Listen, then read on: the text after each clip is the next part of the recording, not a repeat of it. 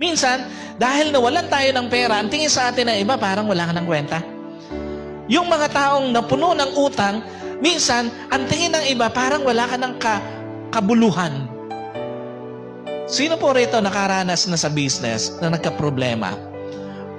At nung magka-problema, ang tingin ng mga tao sa'yo, parang wala ka ng kakwenta-kwentang tao. Wala ka ng halaga. Alam niyo po, may mga pagkakataon ng ating buhay, nung tayo'y maraming pera, parang ang dami nating kaibigan. Napansin niyo po yan? Ang ganda ng tingin sa'yo, ang ganda ng pakikisama sa'yo.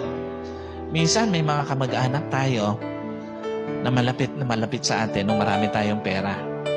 Pero nung mawalan ka ng pera, unti-unti nawala sa tabi mo. Isang malungkot na reality ng buhay, may mga tao, ang sukatan nila ng importance mo, yung pera, yung yaman mo. Tuwing matatapos ang araw, dapat magpasalamat tayo sa maliliit na bagay, sa malalaking bagay, at yung mga bagay na hindi natin inaasahan. Ito yung mga bagay na hindi natin pinagplanuhan, hindi natin pinagandaan, pero nangyari. Pero napansin nyo ba, madalas yung magagandang nangyari sa buhay natin ay yung mga hindi natin inasahan. Mga hindi inaasahang balita, hindi inaasahang blessing, hindi inaasahang relationship. Hindi ko naman sinasabing huwag na tayong mag-expect ng mga bagay-bagay. Pero dapat siguro, ang mentalidad natin sa buhay, expect the unexpected.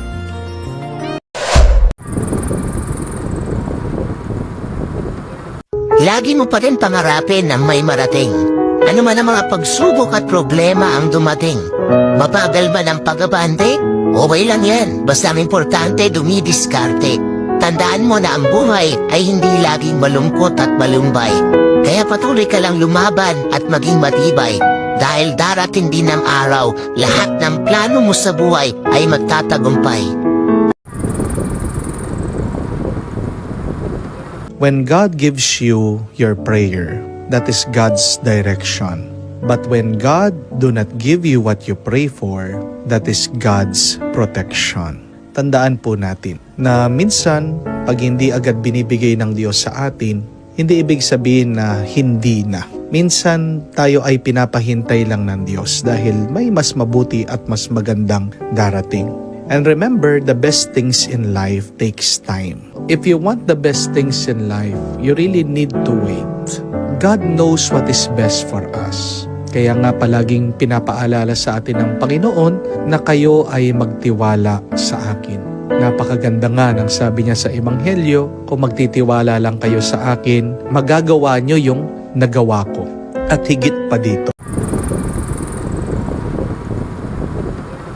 Again, yung gusto mong gawin sa buhay mo, gawin mo na hanggat kaya mo pang gawin.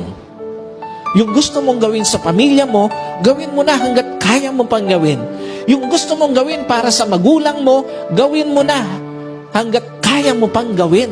Yung gusto mong gawin para sa mga anak mo, gawin mo na hanggat kaya mo pang gawin.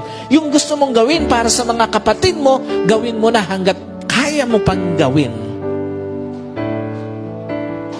Kasi, pag dumating yung point na nagbago ang estado mo sa buhay, minsan, kahit gusto mo pang gawin, hindi mo na magagawa.